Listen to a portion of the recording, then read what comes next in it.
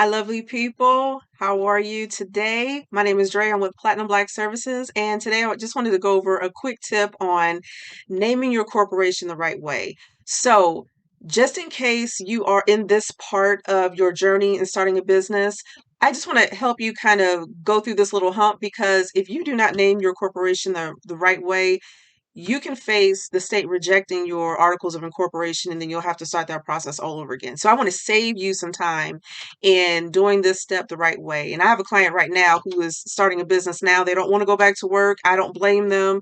We've had a year home, working from home during COVID.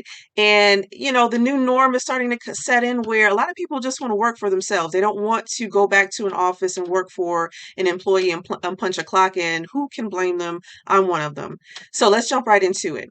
So, again, a quick introduction. My name is Dreya. Hey, I'm with Platinum Black Services. I have been running this company for the past, I want to say 15, 20 years. Started off doing bookkeeping for various clients in various industries. And then I wanted to kind of help out people on a more larger scale in starting a business. That's my passion. That's what I like to do, including I've owned a couple of other businesses in the past. And again, my mission is to help you start a business quickly and find profitable income streams because that's what it's about. You want to support yourself, you want to be happy, and you want to get your time back. All right. So my goal today is to help you do three things. And that is to help you name your corporation appropriately according to the state regulations. Each state has its own rules and requirements to follow. To learn where to go online in order to see if your business name is available to use within your state. And last, how, to do a business name search within your state. Now, as we go on, I first want to stop and do a pause and go over kill some myths about starting a corporation because I'm pretty sure a lot of you have weighed the options of starting an LLC versus a corporation. And either one, to be honest, is great to do. My only thing is an LLC is basically considered a disregarded entity in the eyes of the federal government. It's not a bad thing, but there are just some tax advantages and things that you don't get to have as an LLC versus a corporation unless you started an LLC and claimed to be a corporation or to be treated and taxed as a corporation, which I don't know. To me, it sounds kind of silly. You might as well just go ahead and be a corporation. That's just my personal opinion. But again, there's no right or wrong reason, and it still works out in the end, depending on, what you do and what you choose. So the first myth killer is you don't need, you might think you need a lot of money, but you don't need a lot of money to start a corporation. Not at all. The key thing, though, to starting a corporation is you just got to be very organized, especially from the beginning. So you're going to have corporate documents like articles of incorporation, your bylaws, and shareholders agreements, things like that. You want to just be very, very organized with those. Those are so important for tax season, tax time. And, hopefully you're not audited, but in case you are, you want to have those forms on hand and in order. Your books, your bookkeeping, your financial statements. My suggestion, I strongly recommend soon as you open up a business checking account or savings account or both, also run to your store or go online on Amazon and buy QuickBooks because the first dollar that you deposit into your bank it needs to be recorded, and then going forward it needs to be maintained. You have to track every single dollar that goes in and out of your business, and you don't want to wait until the last minute to kind of scramble around and get things in order, but it's just essential to make sure that you have everything in order, and then of course collect all your statements and keep those filed away. The goal is, or the requirement is to keep things on file for 7 years, at least 7 years. And then receipts. And of course, that's where your tax deductions come in. You want to make sure that you're saving a receipt for any and every expense business related and that qualifies as a tax deduction for your business. The next myth killer is you are not required to pay dividends. I think a lot of people decide to go the LLC route is because if I go the corporation route, oh, I'll be taxed twice. And that's not true because corporations, yes, they do pay dividends, but they're not required to pay dividends. That's just an incentive, which is used to kind of keep shareholders investing, pouring capital into the company, keeping it going.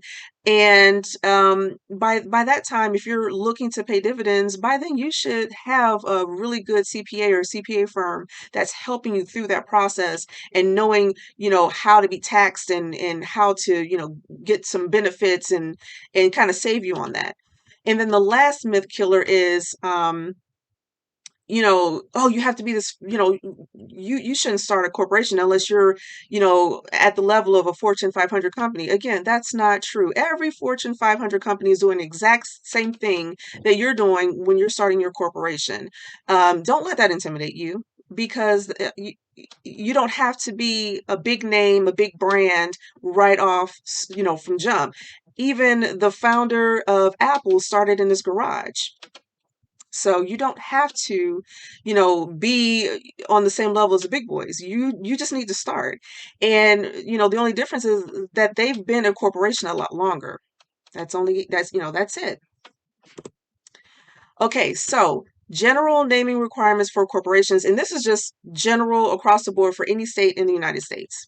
And that is you cannot use words that may mislead the public into thinking that the company that you're forming is formed other than for the purpose or the purpose listed or stated on your articles of incorporation. And there's about 4 rules to go over that goes into more detail about that. But just in general, you cannot start a business and list on your articles of incorporation that, hey, my business is like a professional commercial cleaning services. And then the next day you want to start a restaurant and use the same name. Nope, that's not going to fly. That's not going to work. All right, so the first rule in naming your corporation, you cannot imply that your corporation is a government entity, financial institution, or any other agency regulated by law without authorization. I'm sorry. So there are restricted words in general that you cannot use, such as bank, savings. You cannot say that your corporation is a trust or insurance company, a credit union, cooperative, etc. You just have to, go and read the forms for filing out a business for your articles of incorporation, and it'll give you a list of names that are restricted. But this is pretty much the general rule. Unless you are authorized and given permission to claim that your business is or one of these things, you cannot use that and you will be denied. Your application will be denied. All right, rule number 2, you cannot imply that your business offers professional services, which requires appropriate licensing by the state. So restricted words like CPA, engineer, attorney, things like that. You cannot say that you offer professional services as a certified public accountant, engineer, attorney, so on and so forth, if you are not licensed. Point blank, period. You cannot do that. That's illegal. And third rule, and we're going to expand the third rule a little bit more, which is you must use words that are distinguishable and not the same as or deceptively similar from another business name. Okay, so basically there are just rules in place that say if someone has this name already registered, you cannot register under that same name or something similar or close to it, which will again confuse the public into thinking that you are a different company or something of that nature where it confuses the public and they don't know who is who. In the state as well. All right, so good example. You cannot use punctuation, contractions, or abbreviations. They do not distinguish one name from another. And we're going to go through 6 quick examples. As you can see, example number 1, night and day is not distinguishable from night and the symbol day. It's just not. Number 2, Hill Supermarket is not distinguishable from Hills with apostrophe S supermarket. Still very, very similar, very close. Number 3, play, kind of like an abbreviation, P.L.A.Y. Inc. is not distinguishable from just saying the word play, Inc. Number 4, barnstormers is not distinguishable, from barnstormers with barn-stormers. Same thing. The state will not approve that name for you. Number 5, do not stop ink is not distinguishable from don't stop ink. Again, we're using that contraction from do not to don't. They're not going to accept it. It looks too similar. And last, Mr. Coffee, where you're spelling Mr. Mister LLC, it's not distinguishable from Mr. if you use the abbreviation or the prefix Mr. Mr. Period coffee. Again, it's too similar. They're not going to allow that and let you form a corporation under that name. Okay, another example is the use of an article such as the, a, or an, or such as and, but, or does not distinguish the name from another, nor does changing the entity's designation. So the first one, the first example, the big company, is not distinguishable if you want to use a big company. See, you cannot interchange the with a. It's not acceptable. And then as far as the entity's designation, and we'll go into that a little bit more, where it says Barnstormers LTD, which is an abbreviation for limited, is not distinguishable from the Barnstormers company, or CO dot, which is an abbreviation for company. They will not allow you to register under that.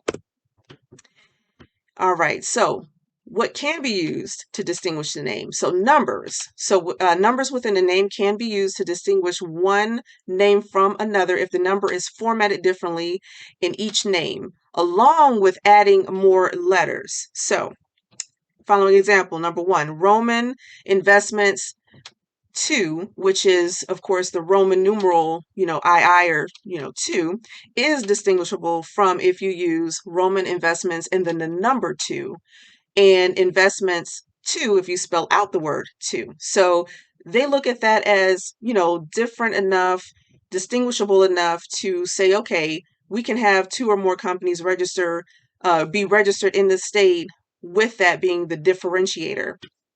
And then number 2, a plumbing is distinguishable between AA plumbing. So you just add another letter.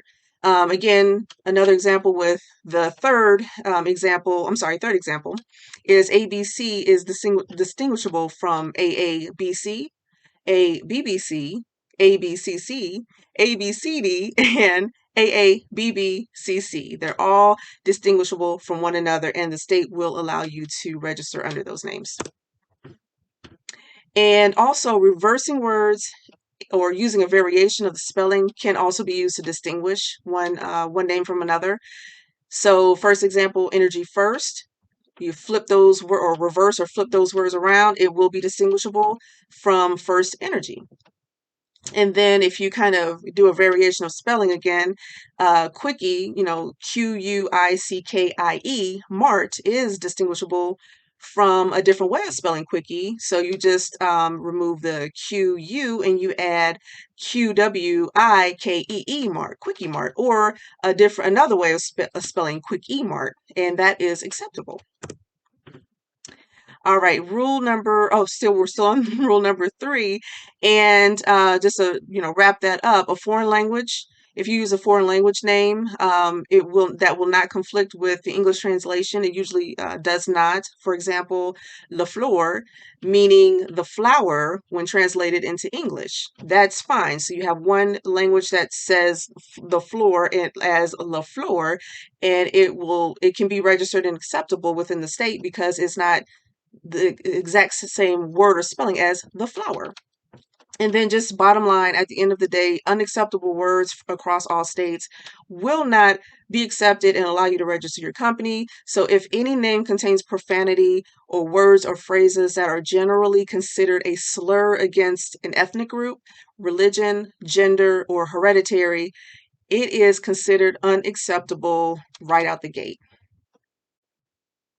All right, and rule number 4 of naming your corporation, the name must always include an expressly authorized suffix, often referred to as an entity designator or entity indicator. So for the state of Alaska, if you're looking to form a business there, you can use one of the long suffixes listed below or the abbreviations such as corporation, company, incorporated, or limited, corp, co, inc, or LTD.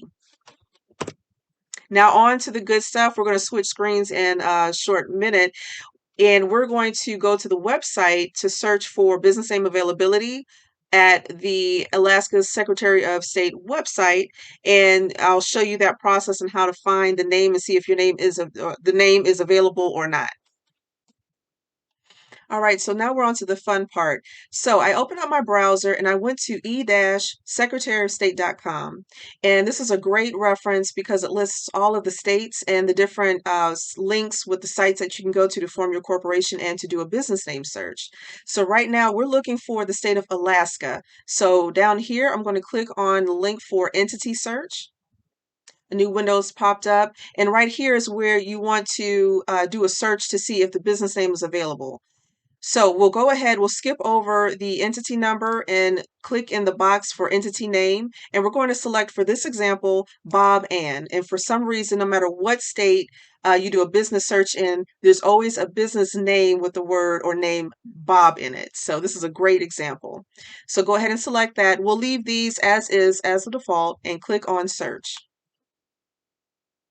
Now below are the results, and under here you'll see the entity type, if it's a LLC, if it's a corporation, or if it's just a business name registration, if it's just been reserved or registered to be placed on hold to be used, for the name to be used at a later date. The entity number, you don't need to care about. The entity name is where, of course, we're going to check to see if the name that you want to use is available, if it's similar, if it's close, things of that nature. And as you can see, there are a couple more searches down here, or a couple more names that you can scroll through to see if anything is related or similar to the name you want to use. Under name type, it lets you know if it's a legal name that is being used right now with the state of Alaska. And then the most important part, of course, is status. If the company has been dissolved, expired, involuntary dissolve means that basically the person or persons who own that company failed to pay their state fees or annual fees. Therefore, the state and basically dissolve the company on their behalf. However, down here, if you see voluntary dissolve, that means that the owners of that company has voluntarily decided to shut down that business or close the business. And if expired, the name could be available. Good standing definitely means that the business is operating using that name and it is unavailable. Okay, so let's go back to e-secretaryofstate.com. And now you have one or two things to do. So now you know that your name is available. You can either reserve your name and then in the future date register the business with the state of Alaska to establish the company. Or the second option is you can go ahead and file the articles of incorporation to establish the corporation now. So we'll go to the link right here that says forms and scroll down. And where it says forms and online filings, click on find forms by entity type. And this will take you to where you'll find the necessary forms to either reserve the name and again, file the corporation or establish the corporation in the future, or you can go ahead and file the articles of incorporation now and, have it registered with the state, and then you'll be done. So scroll down first to where you can reserve the name. So you can do one or two things. You can either reserve the name or you can register the name. And there's a reason why there are two different ways of holding a business name in the future, or to be used in the future, I'm sorry. So if you want to just reserve the name, basically the state will allow you to hold that name for 120 days while you're still getting things in order to officially file and start the business and register it with the state. Now, if you want to register the name, then you're allowed to use the business name and operate as a DBA, doing business as, for 5 years. Okay, so that's the difference between just reserving the name and registering the name. The timelines are different and there's different purposes for those applications. Now, let's say that you want to go ahead and just fill out the articles of incorporation and establish the company, register it with the state. Scroll back up and you want to click on business corporations right here. And they give you two options. If you are a domestic Alaskan or a foreign non-Alaskan. So domestic Alaskan basically means that you and the company or the company that you're establishing has an address and exists in Alaska. So you want to select that option, and you have either the ability to file the articles of incorporation online, or you can fill out the PDF file, attach the fee, it's $250, submit it to the Secretary of State of Alaska, and then you're good to go. They'll register you, and then your business has been formed. Now we'll go back and look at foreign non-Alaskan. So this is the option you want to select if, let's say, you or your corporation was established outside of the state of Alaska, like California, Texas, Georgia, but you want to establish your business or a business location within Alaska. So now you're considered a foreign corporation. And here you'll be able to, again, either fill out the online form or select the PDF file and pay the fee of $350, submit it to the state, and then you're good to go. All right, guys, I want to thank you for your time. I'm glad that I was able to help you. So by the end of this video, you should now know the requirements of name your corporation by state. You should also know where to find the website, the Secretary of website for your state in order to do a business name search, and also how to do the name search. And the next step would be to also either reserve the name or to go ahead and file the articles of incorporation. In closing, I just want to suggest, checking out my website. If you go to platinumblackservices.com, I greatly appreciate it. I have some more tools and tips to provide for you. If you scroll down, I have some free stuff. Check out the free stuff. Items such as 7 things you need to maintain your corporate veil protection is a free webinar. Another free webinar, 9 legal corporate documents every corporation must have on hand. Also, a quick and dirty guide to corporation filing requirements is a free ebook. And last, a fill-in-the-blank business plan guide. If you don't have a business plan already, it's good to go ahead and grab that as you're forming your corporation with the state, filing the forms and getting established. All of this is free. Now, next, I also want to let you know that I have 2 kits that are all-inclusive, and it will help you meet specific goals in your journey as you're establishing your corporation within the state that you choose. And the first one is the quick business kickoff, the Incorporator starter kit. And it's just a couple of files for $10. You get some really good checklists and files and forms to fill out that will help you cross all your T's and dot all your I's in the beginning stages of forming your corporation. If you need more information, more in-depth starter kit that also provides your articles of incorporation, your corporate bylaws, shareholders agreements, shareholder certificate, dissolution forms. I have a really great comprehensive package. It's professional. The forms are in Word and PDF, so you can immediately download them, customize them, add your logo, and use them as needed and fill in the information that is customized to your situation. Down here, it's the corporate formation starter kit for the state of, and you just select whatever state that you're in. Right now, I have a special offer. It's if you use the code START NOW, you'll get $60 off. Currently, a kit is $99. You receive over 150 forms. Again, they're all downloadable and easy and quick to use. But right now, with $60 off, I'm giving you a discount of $39. And you can get started right away. So I hope you enjoyed this video. I hope that you've learned what you needed to learn or what needed to know in order to do a business name search for your corporation, and also how to reserve the name or to go ahead and file the articles of incorporation, depending on if you are a domestic corporation or foreign corporation. Thanks again for watching, and I'll talk to you soon.